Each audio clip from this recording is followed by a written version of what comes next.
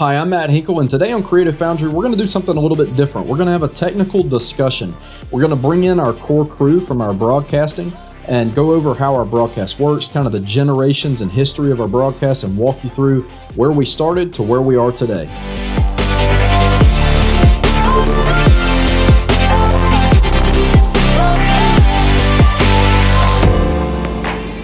All right, welcome to our first technical discussion. We're going to do kind of a live round robin discussion. And really the whole point of this first introduction is to, number one, introduce everybody that is involved with our productions, but also kind of give you a history of what the Raider Network was, how it became the Raider Network, and also how Creative Foundry was created and why it was created. So to start this off, we're going to start with some introductions. I'm going to let our head, or the person with the most tenure with the Raider Network, Brian Eubanks, start us off and give us an introduction. I guess you mean the oldest is basically what you mean. So I'm Brian Eubank. I guess if you want to call it co-founder of the Raider Network, I always try to give that title to Eddie Weddick, who we'll introduce in a moment. But I got started really before we ever came up with the Raider Network by doing Jackson Academy broadcast back in the year 2000, 2001. I was doing just basketball and baseball that very first year, and the following season we picked up football. And ever since then, we've pretty much broadcasted all three of those big sports, along with some other of the smaller sports. We've done a few games here and there along the way, but for the most part, I've been doing all of those JA broadcasts since 2001, 2002 school year.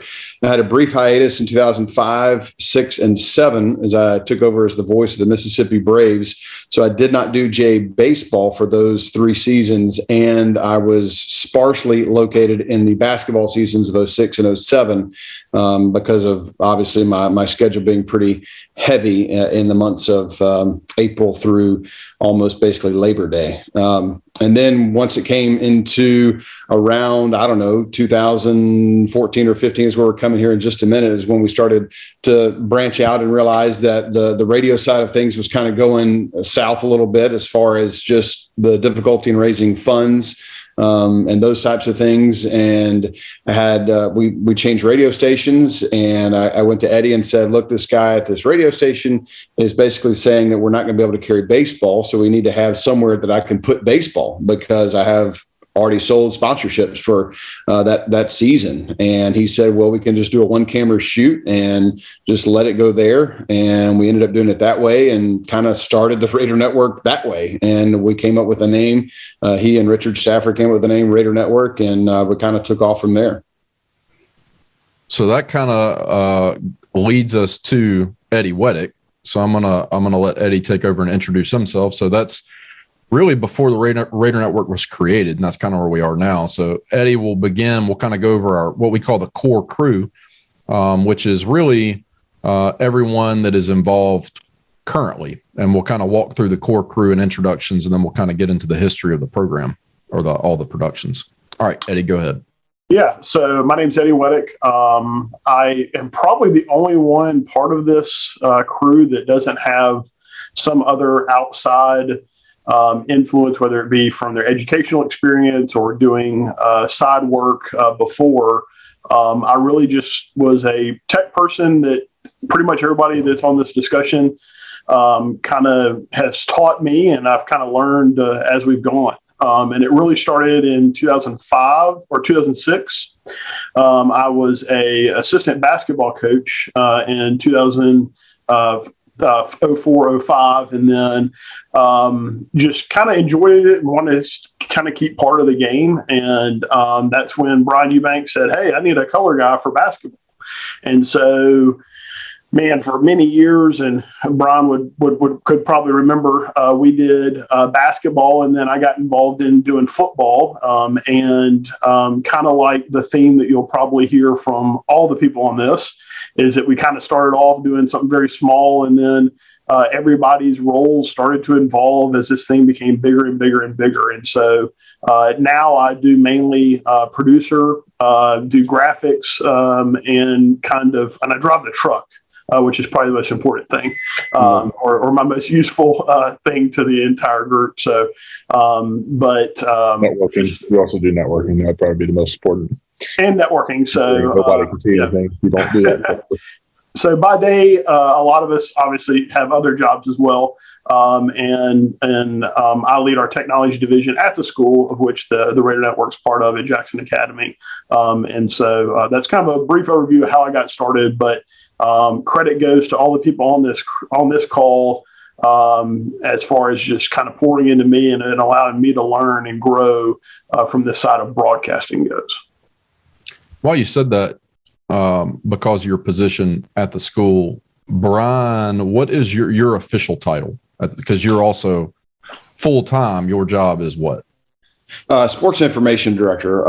From the 2001 area we talked about all the way up until 2015-16, I was basically self-employed. I would go out and actually find advertisers. A lot of those were families that owned businesses from Jackson Academy, or maybe I would find some other folks throughout the radio station that would be interested in broadcasting and advertising in those broadcasts. And I would have to self-fund my productions all the way up until the time that Jackson Academy hired me full-time about 5 years ago. And since then, I've been the sports information director / voice of the Radio Network. And I teach a class as well at Jay in broadcasting and do a whole bunch of other odd jobs as well. But that's kind of my main title.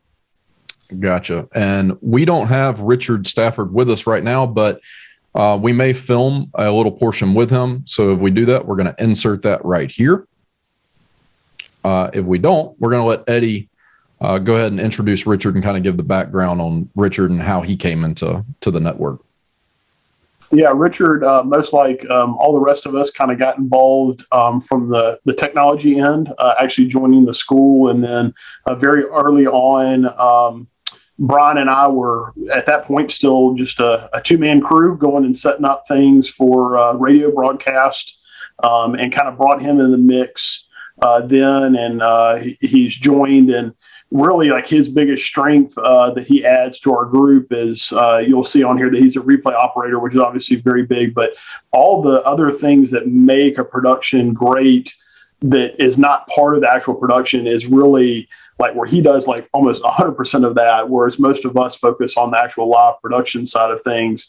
He's doing graphics, videos, pre-created content that airs not only on our broadcast, but also in our different venues that we're at, like at our in our football stadium, for example.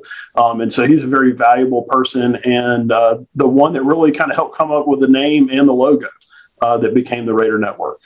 He also, correct me if I'm wrong, but he almost creates the theme of the year every year. It's kind of like he creates kind of what is our broadcast going to look like every year, and he pretty much does that. And so every year we come out with kind of a new theme, new graphics, new backgrounds, new player bio type stuff, all of that. He kind of generates what the look is going to be like, very professional graphic design type stuff. And then we stick with that for the entire season.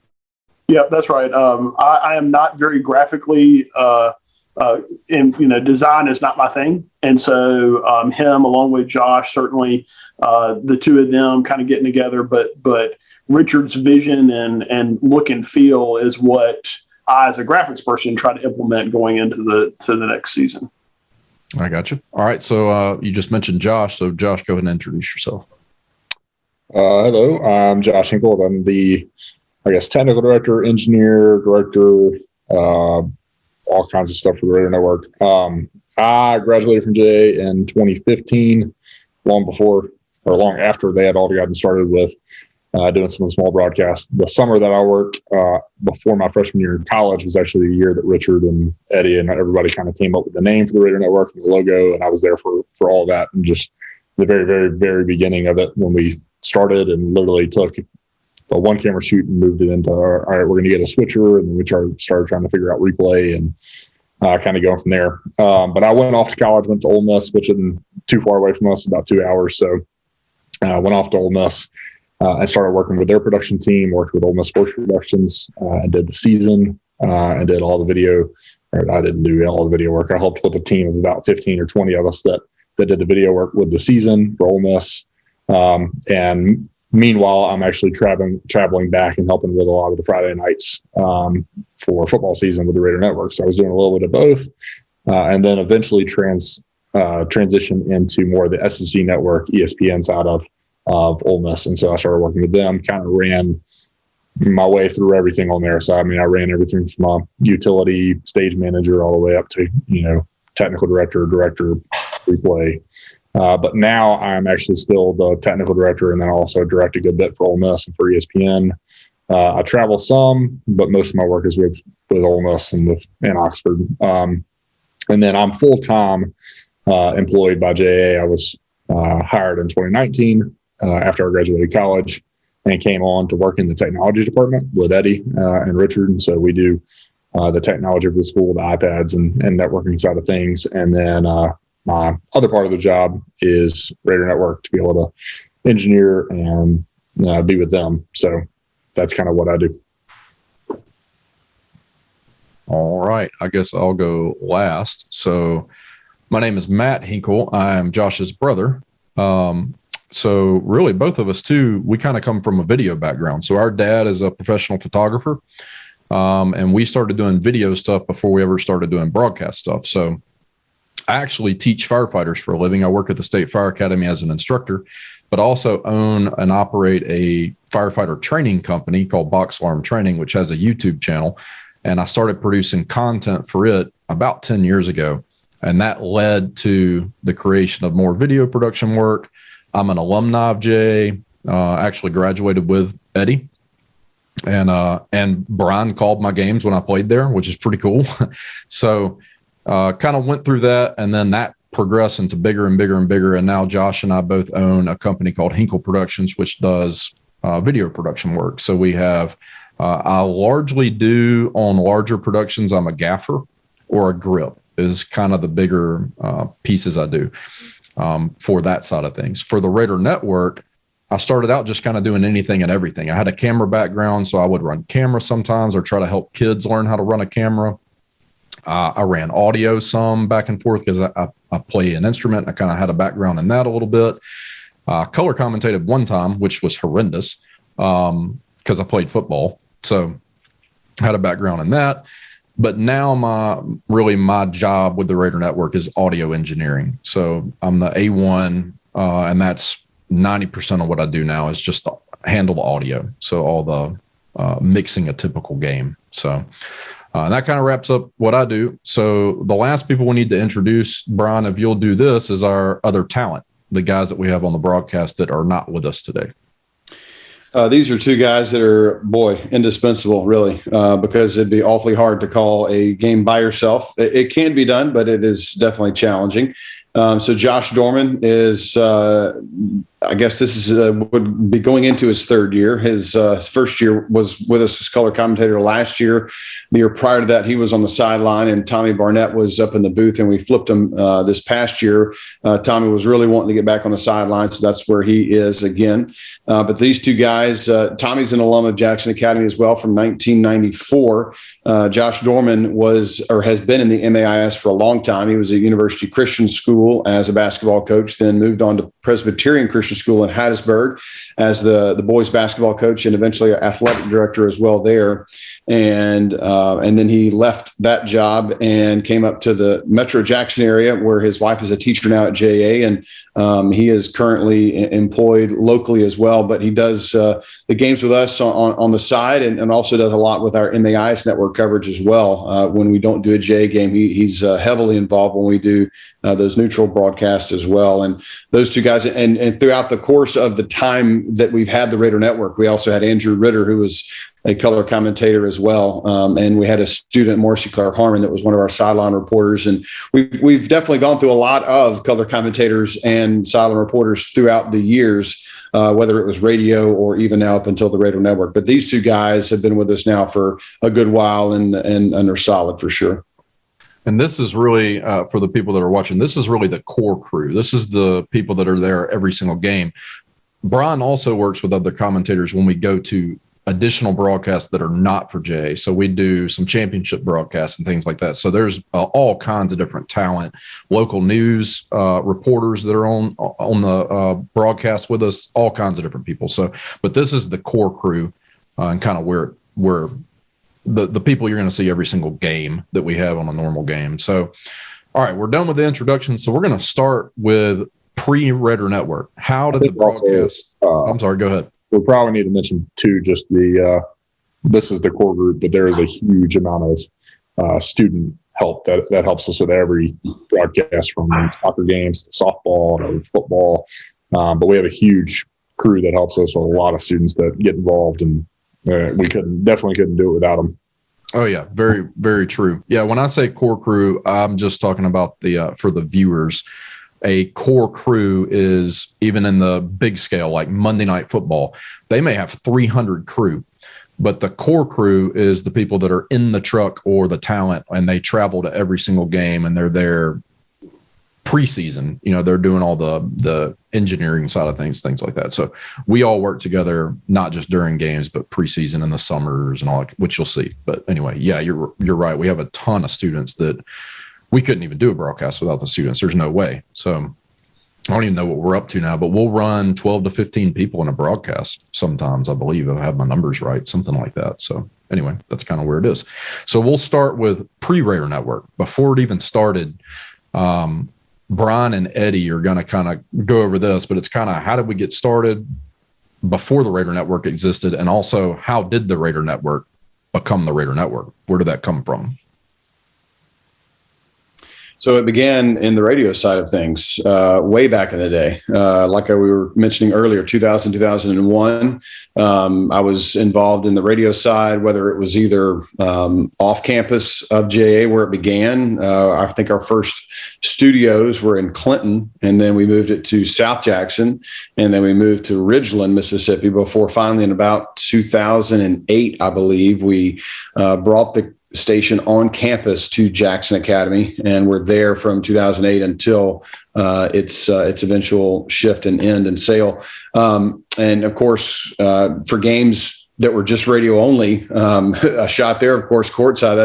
That's not a shot of the game. That's just a game I was watching while we were doing a broadcast, because, as the guys always give me grief, I'm a high functioning ADHD individual, which means I can focus on a whole lot of different things at one time.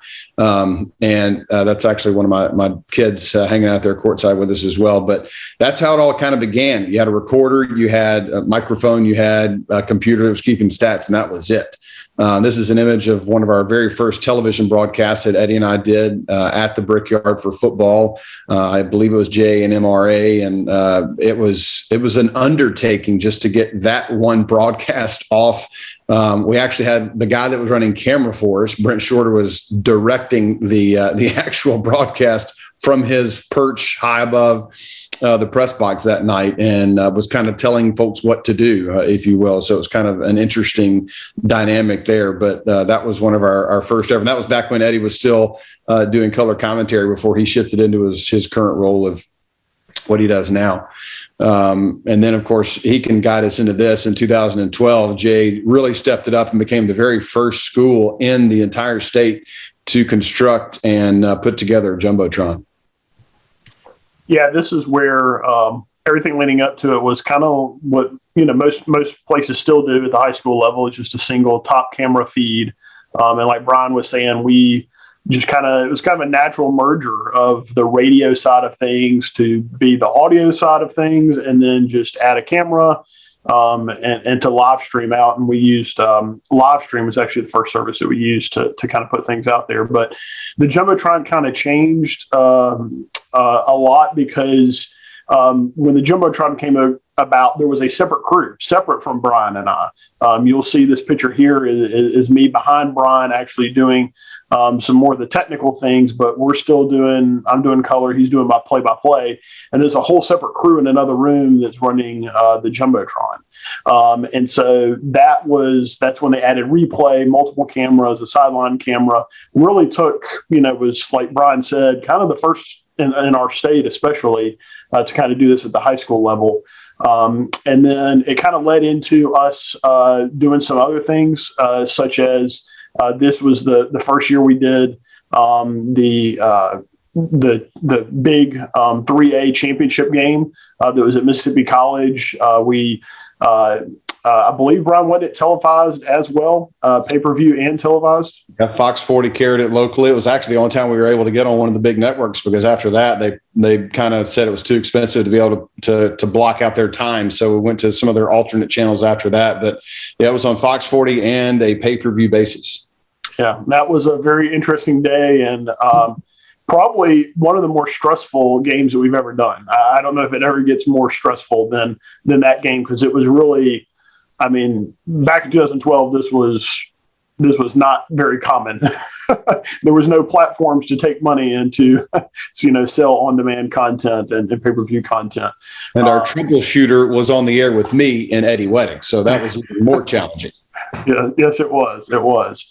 But just some more pictures of kind of when we were packed in a small press box room where we had to put all the setup, and then every year we kept adding more and more. And as you'll see through some of these pictures, it looks like a complete disaster and a mess. And that's just because we tried to. Doesn't just look like it. It is a complete disaster and a mess.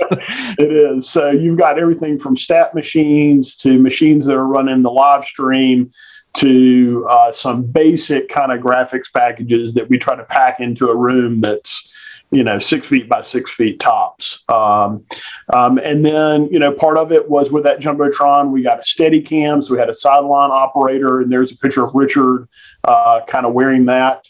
So that gave us more flexibility and capabilities, but we were still two distinct productions, for lack of a better word. One that's doing the in-game video for the Jumbotron, and then a separate crew that's doing really just basically radio at this point still, with a direct feed of the cameras that they're giving us. Well, and hold that video, or hold that slide, Matt, because this is actually a funny picture, because this shows you where Eddie was sitting, number one, behind me, but number two, the computers in front of him. One of those is the streaming computer. The one in front of that, if memory serves me correctly, and Eddie can correct me, that's the one that went back to the radio station. So we actually had to have two separate feeds, one that went out video, one that went out audio. We would play separate commercials during the very first year of this idea of overlaying video and audio together. And then we realized very quickly we were going to have to go to everybody gets the same commercials, because it was too confusing. And I believe this was Skype was really kind of just getting started.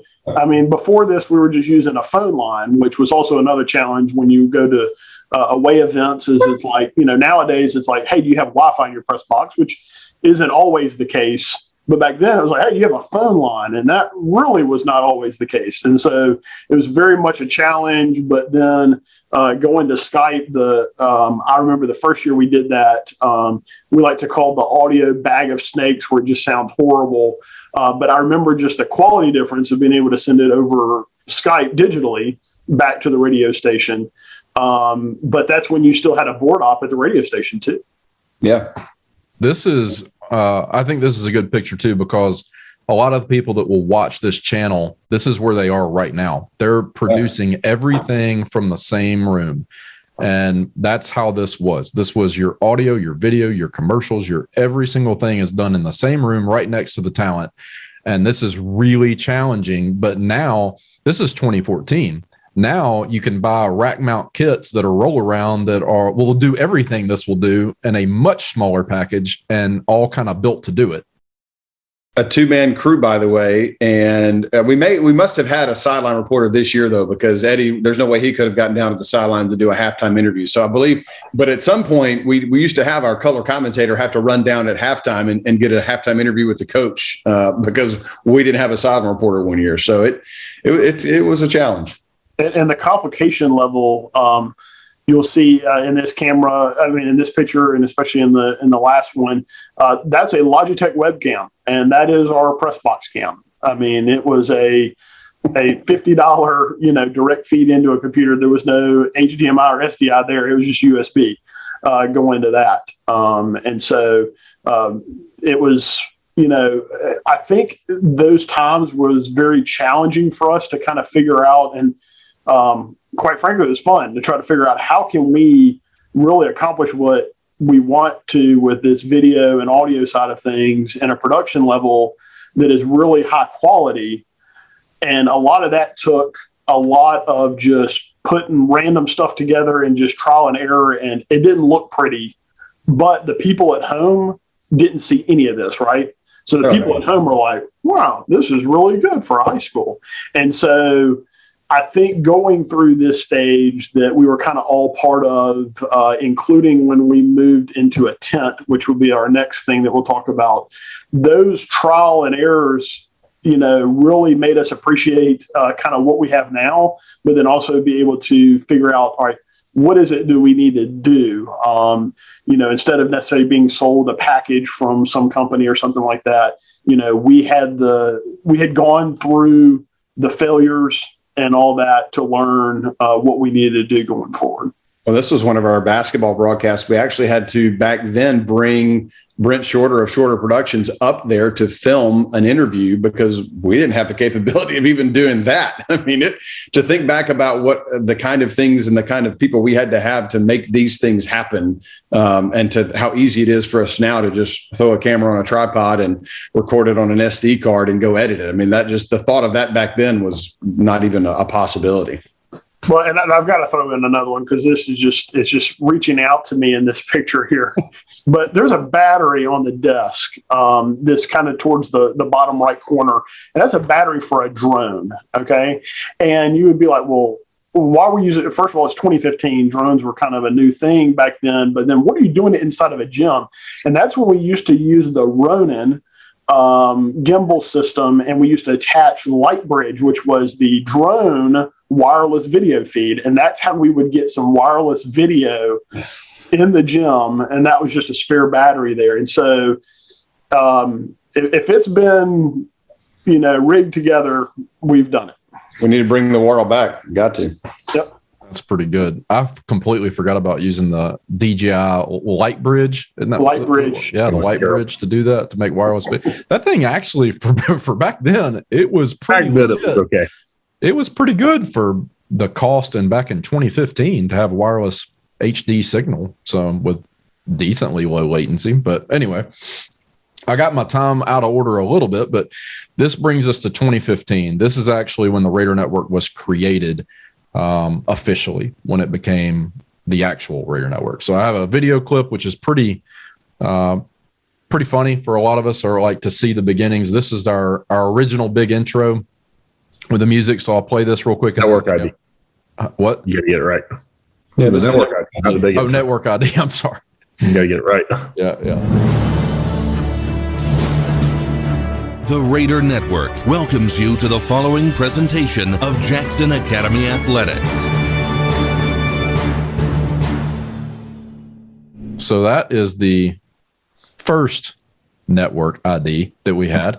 And then we also have a video clip from when all of this stuff was either done in a shed, in a tent, or in an office before we actually had anywhere to go. So this is the football season of 2015 when Josh is, we can kind of go over this afterwards, but Josh is talking to camera operators on his phone, which is pretty funny because we didn't have comms. And then one of the funniest things about this video is if you listen to the very, very end, he talks about replay and how it's not working. So pretty good. The main shot, then we'll go down to whoever made the play, so like the receiver, the running back, or anybody like that. Then after that, we will go to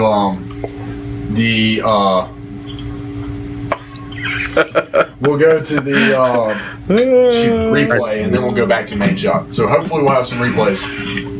My replay isn't working, so that's good. That's my favorite part at the very end. Our replay isn't working, so that's good. Yeah. So yeah, that was not the best broadcast ever. That was our first ever Raider Network broadcast, and it did not go well at all. So that shed is where we did the home games. Yep. And then what you're seeing now, the tent, is how you take the show on the road, right? Oh yeah. Yeah. So we, that summer of 2015, created the Raider Network, and then we had to figure out a way to get all the stuff out of the booth. So there was a shed maybe 150 feet away, and there's a back room that we cleaned out, put a table in, and then made a little snake that was like 6 SDIs. Nothing little about it. It was not. That's it. Actually, that's it. Right. This is it right here. Yeah, that ran from the booth down to that little shed, and we'd plug everything in. It had some SDIs in it. It had a 1/4 inch for audio because Eubank would still mix an audio because we didn't have enough XLRs in it. So he'd mix the audio and send us just a final feed. We had like 6 SDIs for all the video feeds and network cable. This is our trailer that we use to tow things. Yeah, and then on the road games, we would pack all that up, put it in a trailer and a tent, and build it all every game. And that's the first crew, or the actual crew that had Raider Network shirts and everything.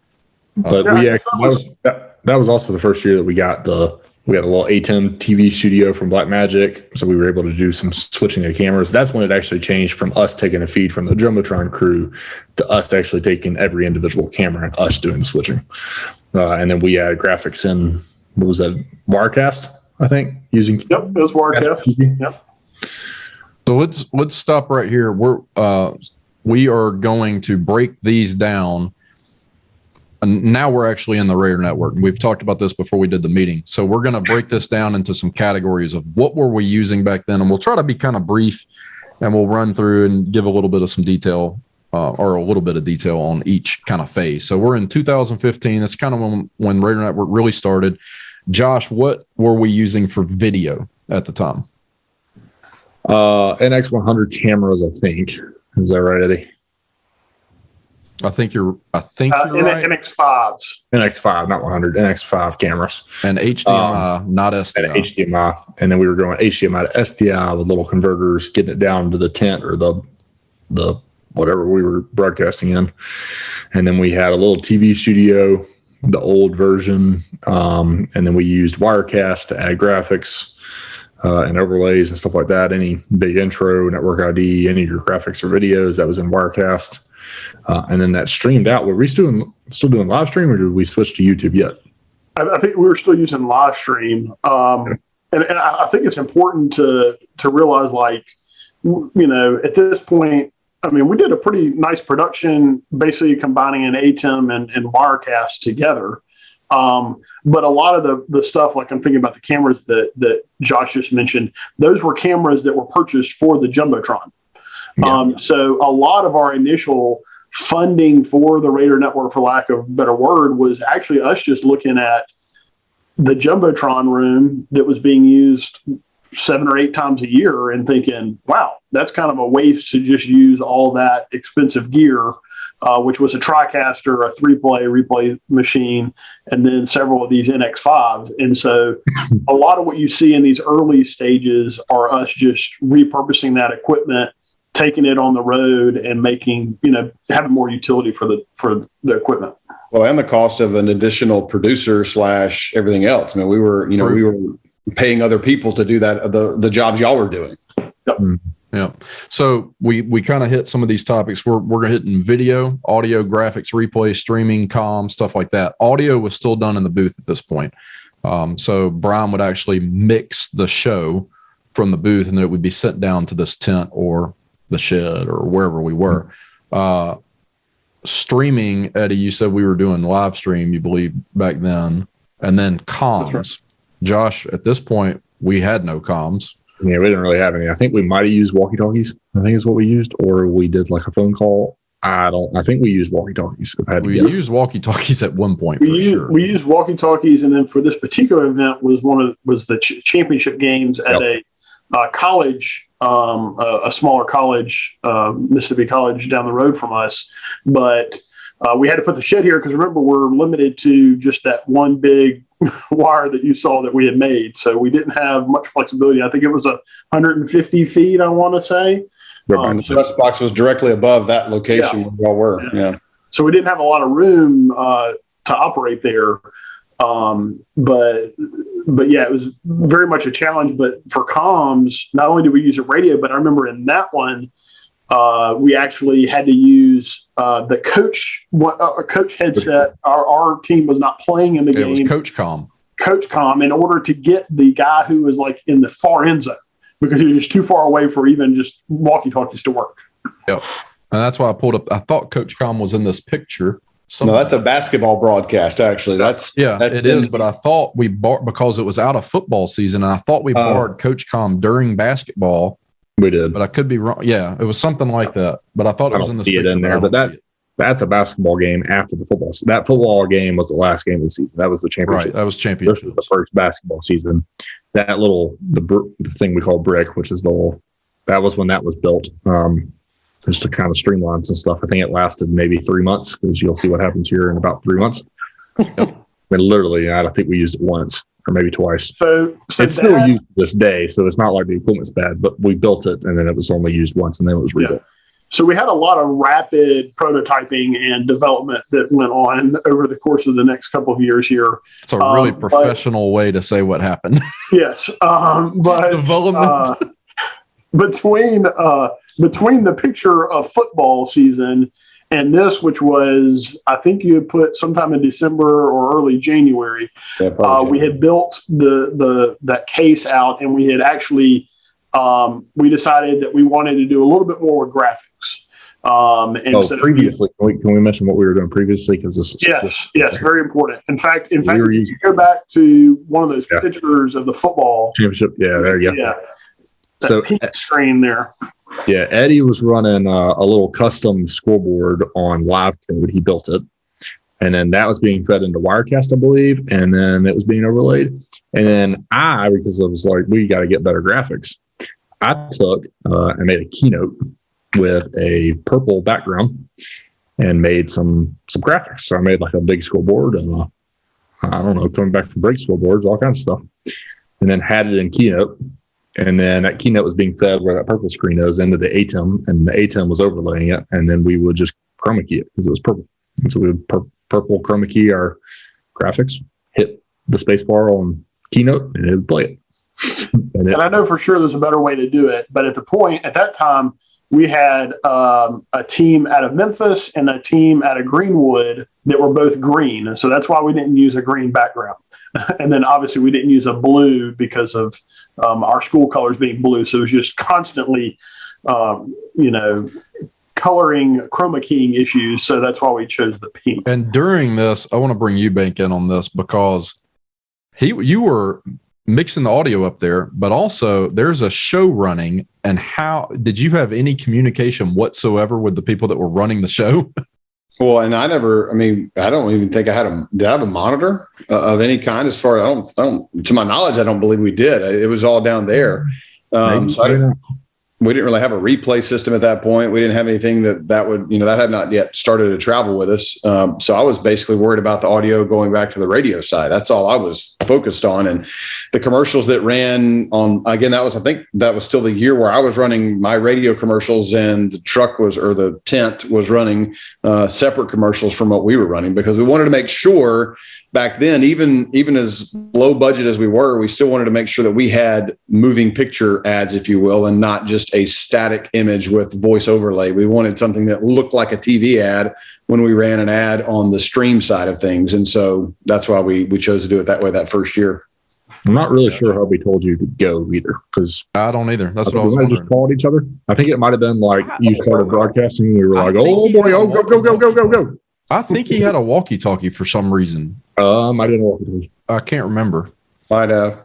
But anyway, so that's this is kind of moving through 2015 basketball season.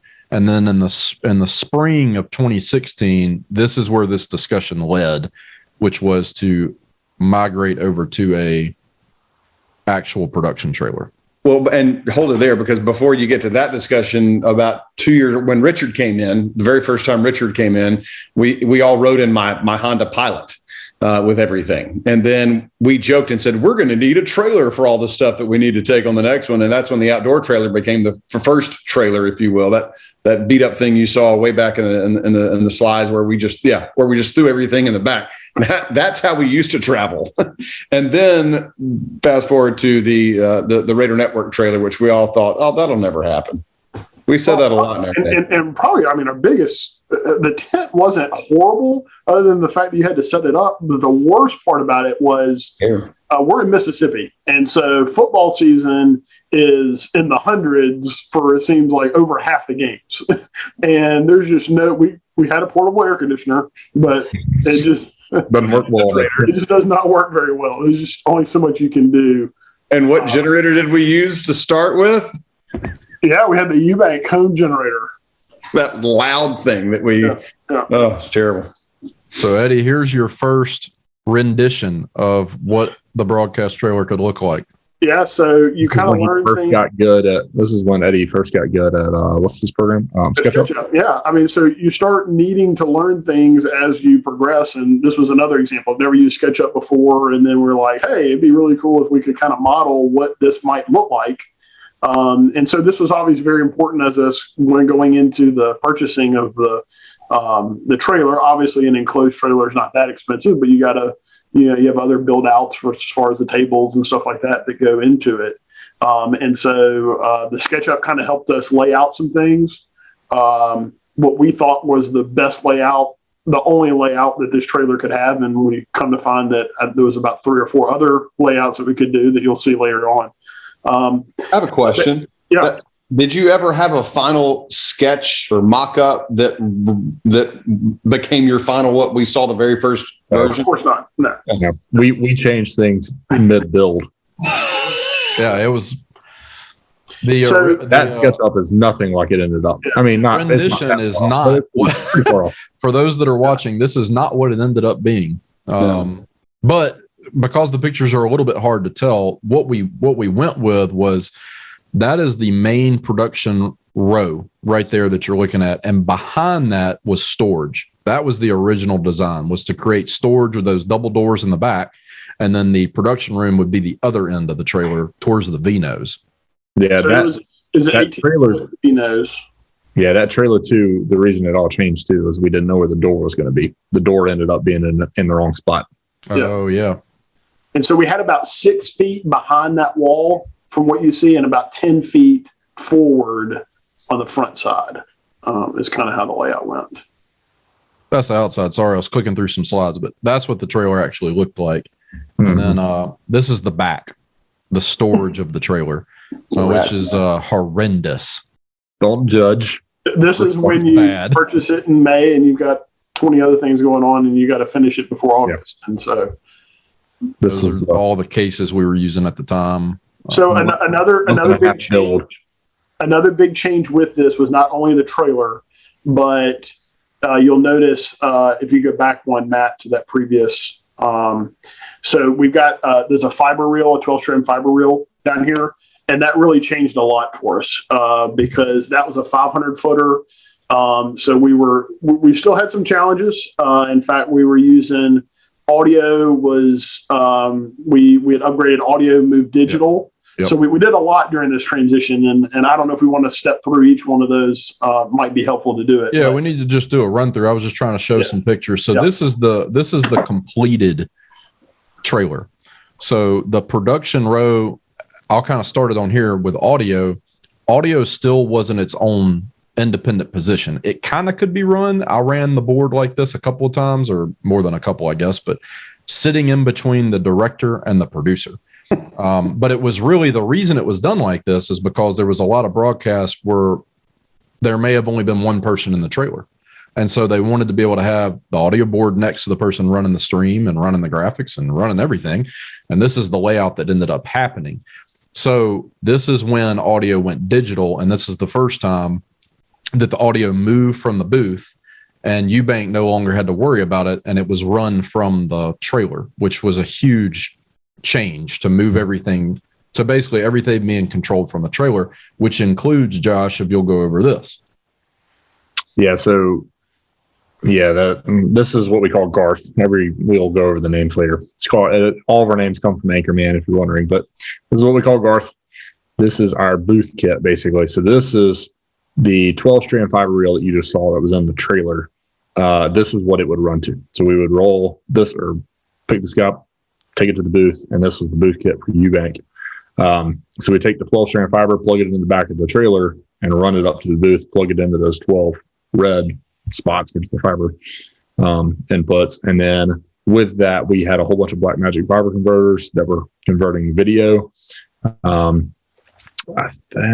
We had some type of audio going on, obviously. I'm not really sure how that worked. And we had that was AES 50. Yeah. But I think we had some backup audio in there in case AES failed. And then we had network jacks as well, network over fiber.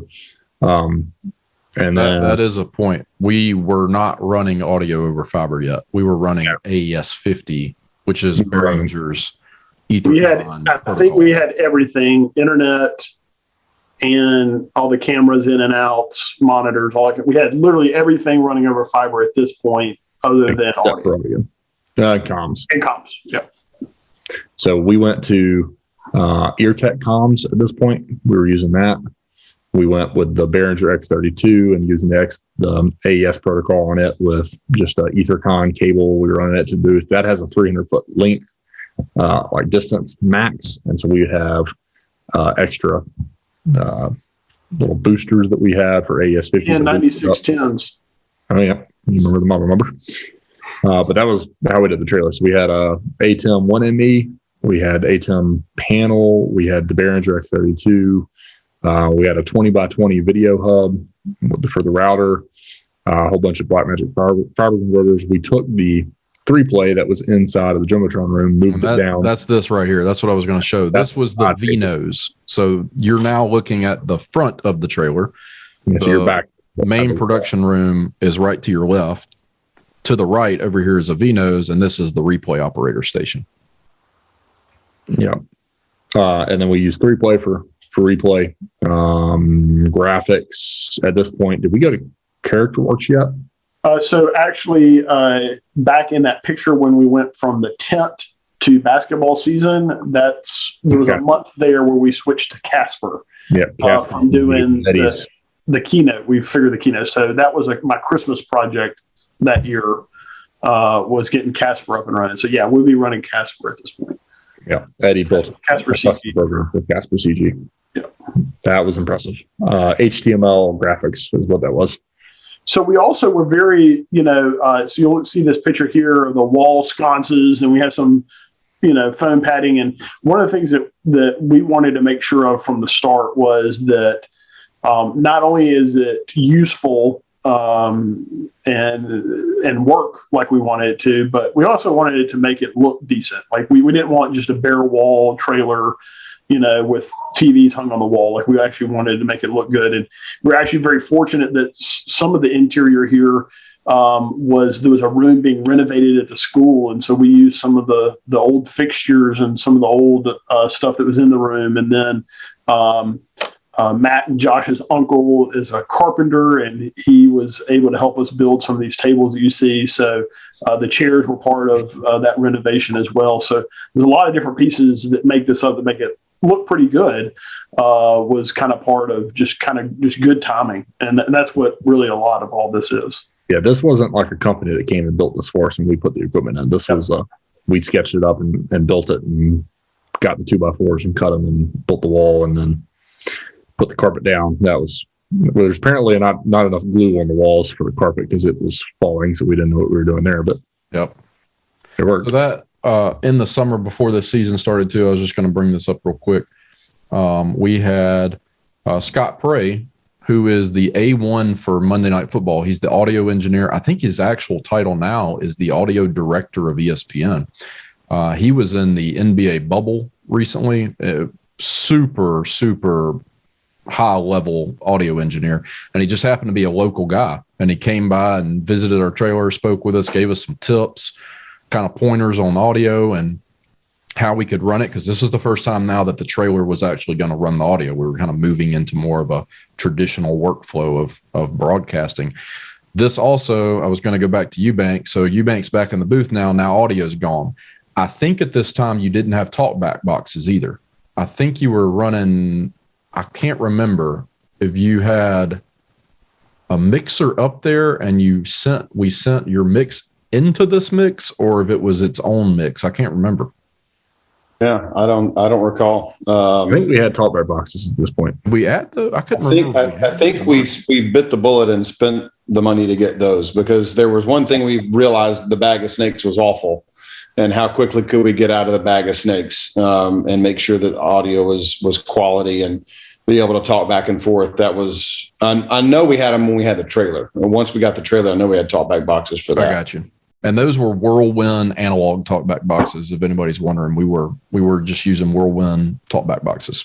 Yeah, and we still use them till today, not in the current truck model, but when we do a smaller broadcast, I actually am able to pull those out and still use those because we took such good care. And that's another thing too, that everybody has done such a great job of, is taking care of all of our equipment to make it last even longer than maybe it should. Yeah, those are the TH4S or THS4. One of those. We had two different versions. And I'm going to look and see when we got those. That might help us. The other thing was comms inside this trailer.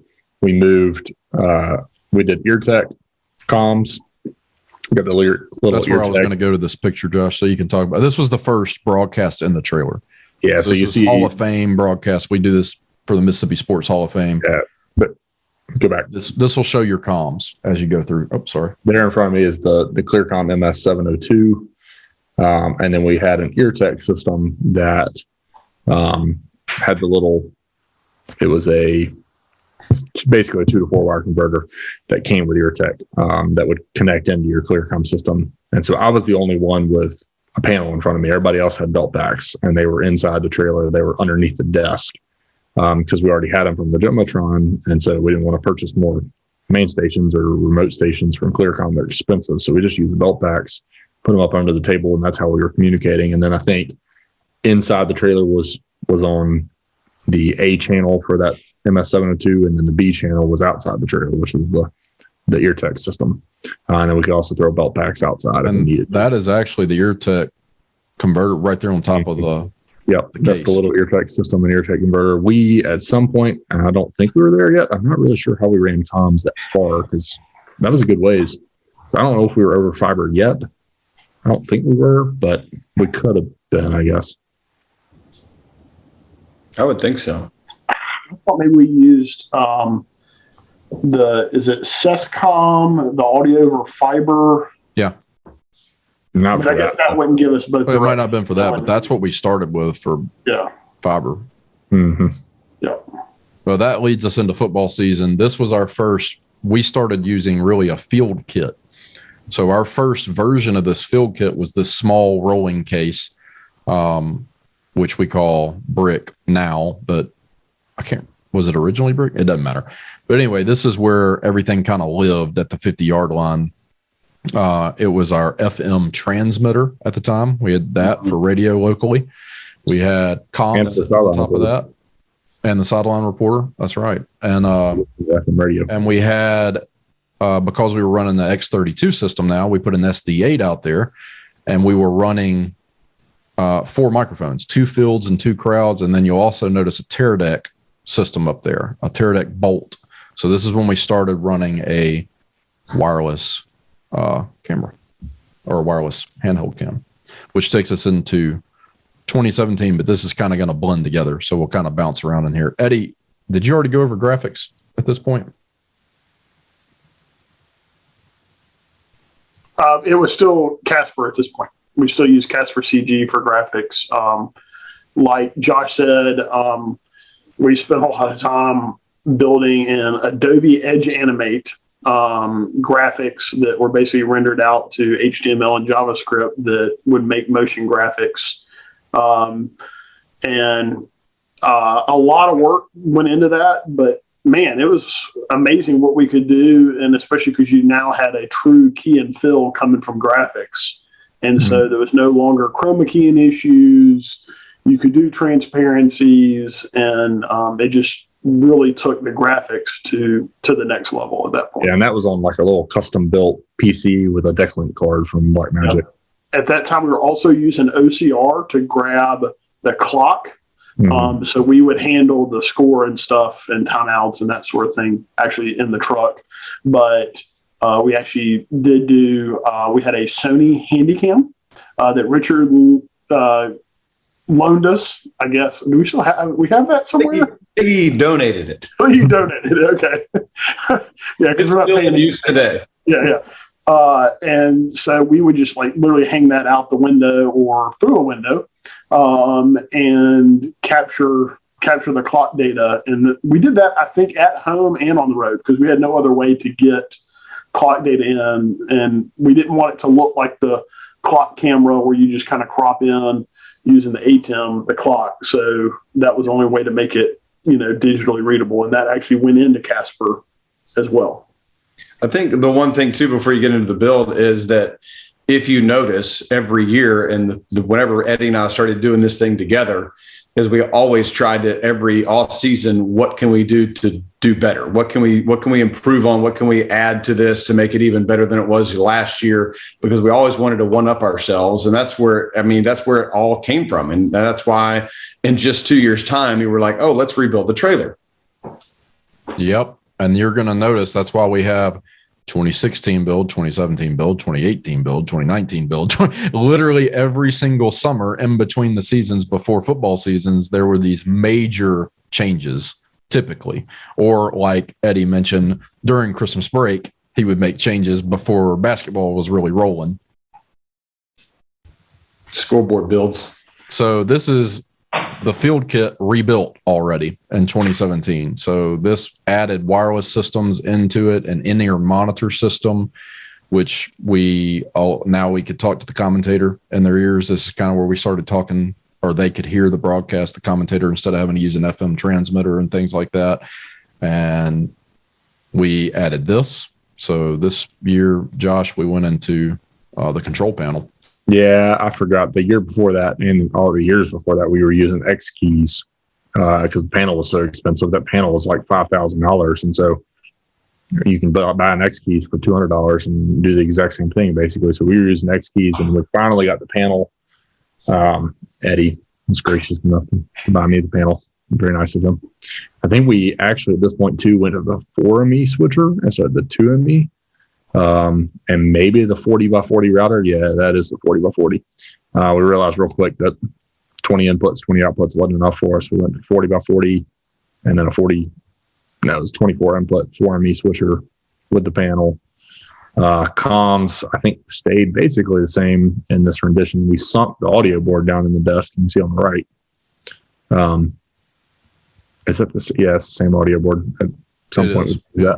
At that time, we were using the producer. It was a rack mount X32. Yeah. Keep going. So that X keys also, I mean, even after getting the panel, you'll see that we have a small version of X keys right in front of Josh there. Because there was a lot that you just literally could, the way we had things routed and the way we had things running, there's just a lot that could be simplified by running basically scripts that the ATEM couldn't even run.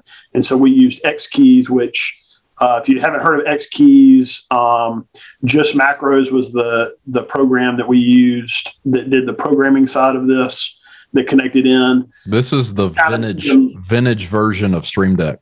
Yeah. This is Companion and Stream Deck have definitely replaced that. And actually Just Macros is not even really being, at this point, is not even being, for several years, it's not been maintained. But this was early on, and that allowed us to do a lot of things that we otherwise couldn't do, though.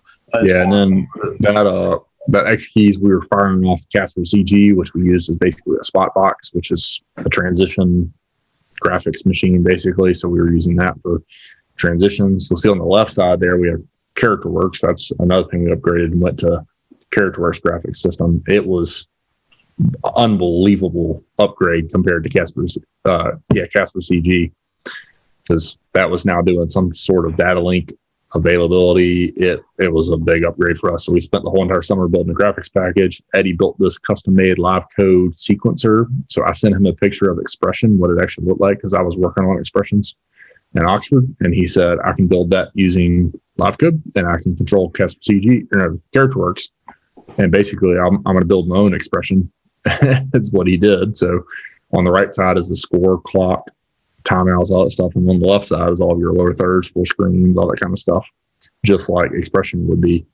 And then that left monitor is the actual CharacterWorks machine. And somehow it worked to the point where I'm sure we'll go into more detail as we go on.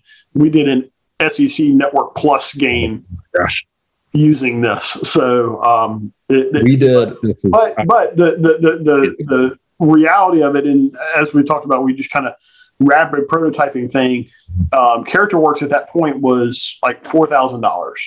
So it was like something that, was a big upgrade. from Casper CG, which was free at that point, but we didn't have nearly the funds of what, an Expression or, some other type of a graphic system, would truly be. So it was a big update for us. This is shoulder cam. This is the first our shoulder cam. We had borrowed some shoulder cams. This is the first time we used a DVX 200. Yeah. So anyway, that's kind of a short one, but we added a wireless sideline camera, or handheld camera, and that's Richard running it. One of the first times we started using that. That's a pretty neat. And we went through a lot of different variations of, and y'all can kind of talk about this a little bit, but wireless video was just a challenge for us. I mean, we talked about, we started with a Light Bridge, and then we went to a Paralinx Triton, which was, a step up, and it was good, but there's still some, distortion or whatever. But the Teradek Bolt in this system with the wireless is, I think, kind of really what set us apart on the video side of things even more, is being able to have a reliable wireless handheld camera. And this is still to this day, for anybody watching, this is one of the hardest things you can do, because as wireless video is moving up, guess what else is adding wireless video? Coaches and teams. So we used to be one of the only people wirelessly transmitting an HD video signal. Now, when you get to a stadium, there's numerous wireless video signals being transmitted, and you start getting this crosstalk, and you can run into all kinds of problems, which is actually kind of funny because we're talking about that. But I think one of my slides coming up, I'll go through this real quick. Parabolic mic, we added that, borrowing that a little bit, tried that out a little bit. And we end up going to, before I get there, I'm trying to get to the, because of a wireless video story, when we actually went to the Coliseum to do an ESPN Plus game. Eddie, you want to tell that story about the wireless video, or Josh, one of y'all? Yeah. I mean, we just... There's Teradek on top, the big antenna on top. Oh, yeah. Yeah, this is the Ole Miss men's basketball game that we did for SEC Network Plus, but the Teradek's sitting there on top, and we were running a wireless shoulder cam, and everything was working great for about 3 hours. And then about 20 minutes to tip, there was a TV show that was being filmed on the cheerleaders and on the cheerleading dance team. And it was filmed by a big company. I mean, it was a major crew. It was network. A reality television show. Were they doing it for like CMT or something? Yeah, something major. And so something they walked like in. That. They had 5 cameras, 5 Teradeks. I mean, serious setup. And of course, they have 5 different Teradeks that are ruining our Teradek signal, and nobody's is working now at this point. So they actually have to come back to the truck. We had Ole Miss people got involved, and they were like, "Hey, y'all got to turn this off." And so we ended up. It worked out fine. They were able to. They weren't going to use it during the game, so they turned off all their Teradeks, turned them on at halftime, and then turned them back off at the end of halftime. It's just a random story, because this was a crew of about a dozen people that walked in right before tip-off, and they were running wireless director's monitors. So they had a director viewing a wireless monitor. They had multiple handheld wireless cameras, all Teradek systems. They had more than one audio, wireless boom op and parabolic mic op. It was a huge crew, and they walked in right before we started and just obliterated our wireless feed. All right, so now we're on to the 2018 build, which we'll start running through this, and we'll let Eddie go over this. This is the new rendition of the trailer. Yeah, so we kind of looked at the layout of the trailer that we had, and we had the one table that was facing kind of perpendicular to the trailer, and then we had the replay station out the side. And so we decided, hey, is there a better way that we can kind of organize things? And the back was kind of a mess as far as organizing cables and such. And so you'll see here some kind of renditions of some ideas. And these actually, most of these kind of stuck. So the idea was to have a long, I think it was about 10 feet long, the table that everybody would sit out except for the scorebug operator and the audio guy. The audio guy would be in the back. And here's some pictures of before we had the 3 racks underneath the wall that was in the back, but now by moving it to the side, we actually got a rack, which was way easier to manage and deal with because everything was in one rack instead of spanning, so you didn't have all the cable mess that you saw before. So this is some pictures of us kind of going through and putting the components in the rack. You'll see here we blew out the wall in the back, tore it down, built this table that runs the length. You'll see if you go back one, Matt, you'll see there's a patch door that we added out the back side. And so we patched everything directly into the back of the rack. So literally everything was contained in that one rack. So here's kind of it in use. We also added the mini split air conditioner, MVP of that year for sure. Oh, yeah. Before we just had the rooftop air conditioner. And so, so big change there when we added that. And this is the first audio room. This was built right on top of a wheel well. So when I sat at this desk, I'm actually facing that other room. So my back is to the back doors of the trailer if you're kind of trying to figure out how we had this set up. But this is the first time audio. We also switched to a producer. A little bit bigger X32 just to get scribble scripts and stuff. And we repurposed those boards and things like that. But anyway. We also rebuilt the field kit. So we went to a much bigger rolling rack, which we call Ron, and added more wireless systems. There's 4 Audio Technicas and 4 Sennheisers over there, an in-ear system, and it just got a little bit bigger. It had a table with it. We still use it today because it's a nice kit out on the field. And that's the big build in 2018 was really just moving the entire trailer around. Mm-hmm. And now this was the game we did in 2019, the ESPN Plus game. So now this is actually the second game that we did for ESPN Plus. The first one was the year before in 2018, and then this. So you'll see the biggest upgrade. Actually, we had 2 major upgrades this year. Went to Ross Expression on the left, so we got rid of CharacterWorks, sold it, and then got Ross Expression.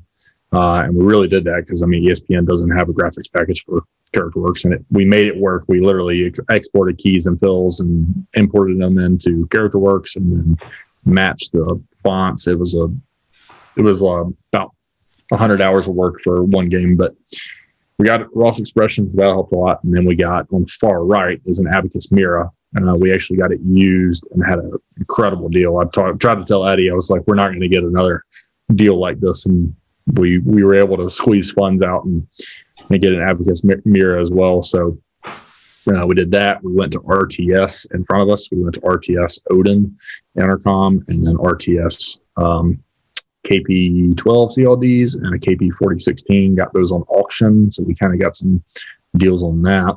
I kind of jumped pictures there on you, but we went to RTS in 2020. Sorry. We moved to a 4-channel here. We went to 4-channel. Yeah, we went to 4-channel Intercom. Clearcom, and then next year we got a RTS. And back then, so we had 4 channels, A, B, C, and D, and we actually hijacked the Clearcom, sent it back into the X32, sent that up to Ubank, and that's how we actually did IFB. It wasn't really a true IFB, but it was the way that we did it. Channel C and D were the play-by-play and color commentator, and we were just taking the power out of the Clearcom wire. The XLR, just cut the power out of the XLR, and it'll work as a regular XLR cable at that point. And we sent back their talkbacks to program, because these Clearcom panels you can listen to program. That's how they listen to Brian talk back. So this would have been actually the first time, Brian, that you had talk back to the trailer where you could actually communicate both ways. Mm-hmm. Yep. Yeah, we upgraded headsets at one point too. I forget which year that was, but always good to have those quality headsets for sure. Yeah. That's the Ole Miss game, where Ron is, goal cam, all that kind of stuff. We used those little Blackmagic Studio cams. And then that took us to 2020, which we moved the audio room again. And now we had this really was school had shut down because of COVID, and Josh and I got bored. And basically what happened. And so we took that designated audio room and put it kind of on the same wall as the main table, but it was obviously separated by the big rack.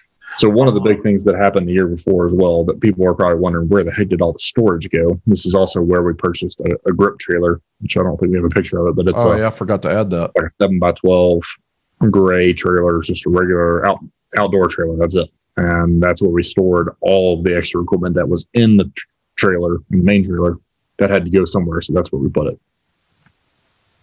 Yeah. I forgot about that.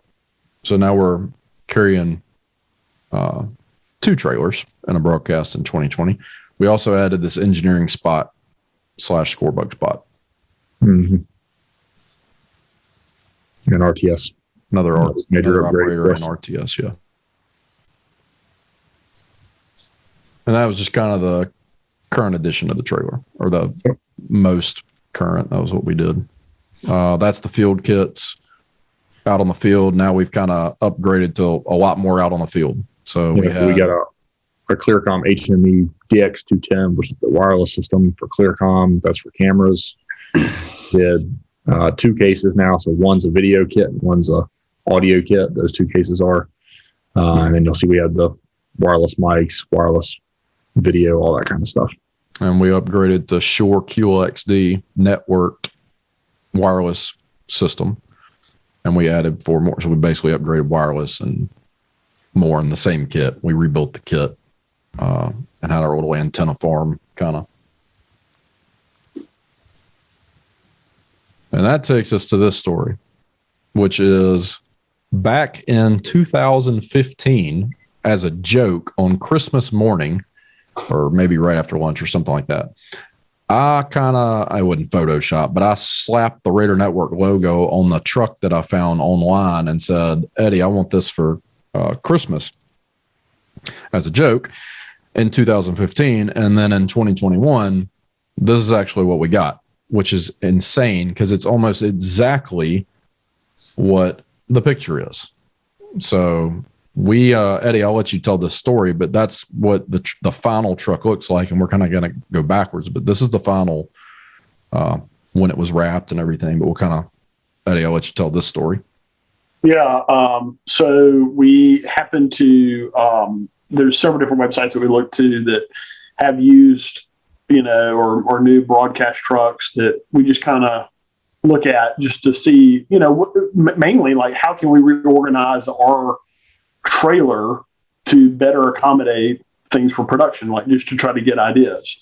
And all the trucks that you see on there, hundreds of thousands of dollars to millions of dollars, all that kind of stuff. And so we're just looking, and one day, just by chance, usually I'm not the person to do this. This is usually Matt or Josh that are looking at things like this. I just happened to go across it and find this truck, and it was fairly inexpensive. And we were like, you know what? Maybe we could make that work. I mean, it's still expensive, but maybe we could, make something out of it. And so we reached out to him thinking it had major issues with it just because of the cost of it. It ended up being a college that was just trying to get rid of it. And it had like a little bit over 7,000 miles on it, on the whole truck. Now it was 2007 model. So it was, had some age on it, but the one thing we knew is it was built by Girling and Associates that make most of the broadcast trucks. So we knew the box of it was going to be pretty solid.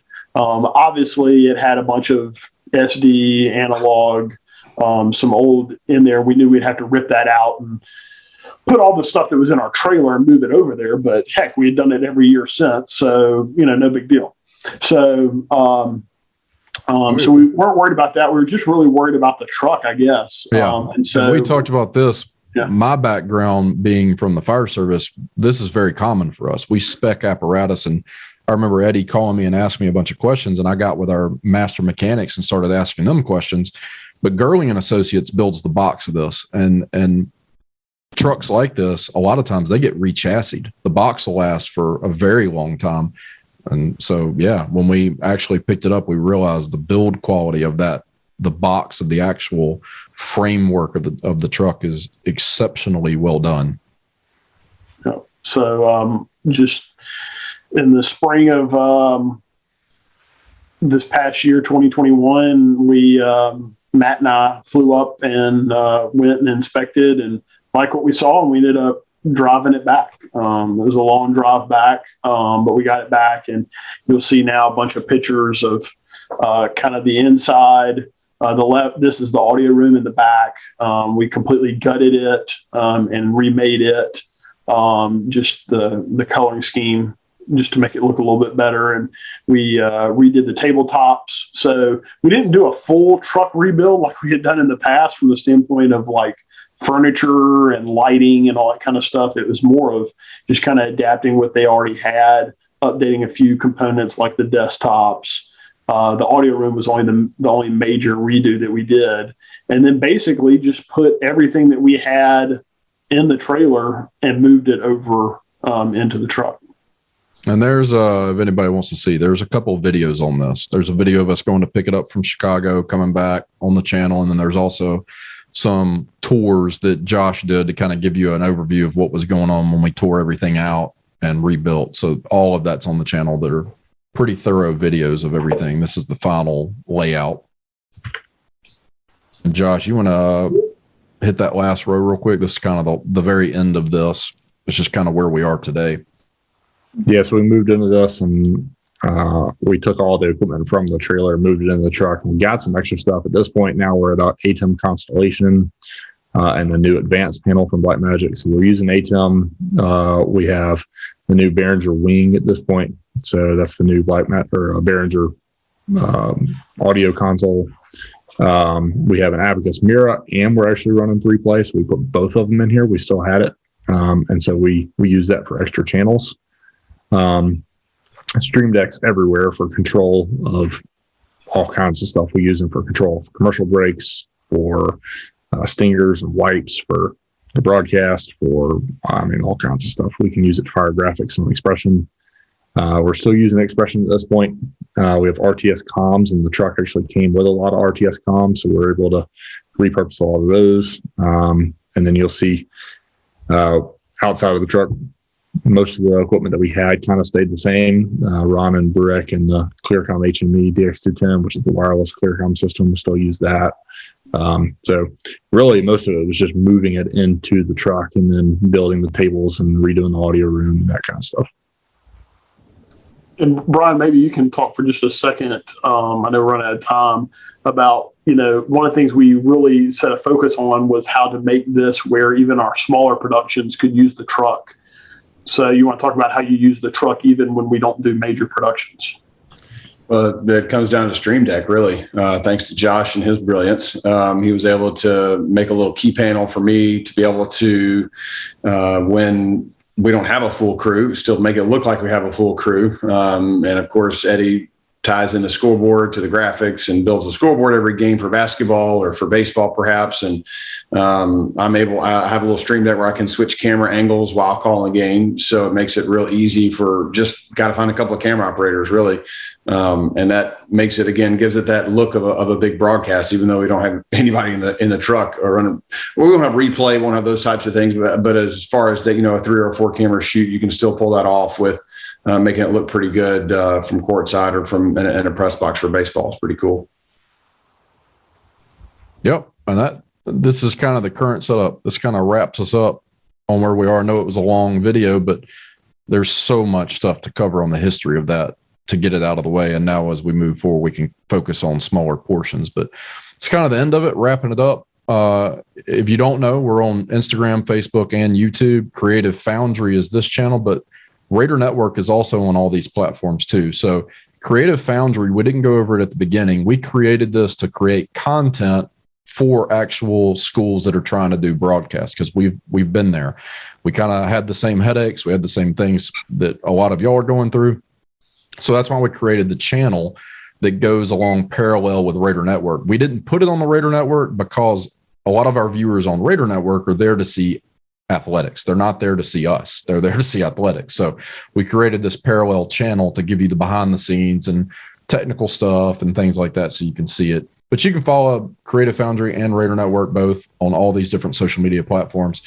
Comment on the videos, like it if you like it, give us a thumbs up. We'll try to answer questions. We've been answering a lot of questions on all of these different platforms recently, but that kind of wraps up the video. And give us a like and subscribe to the channel if you want to see some more, and hopefully we'll do some more soon.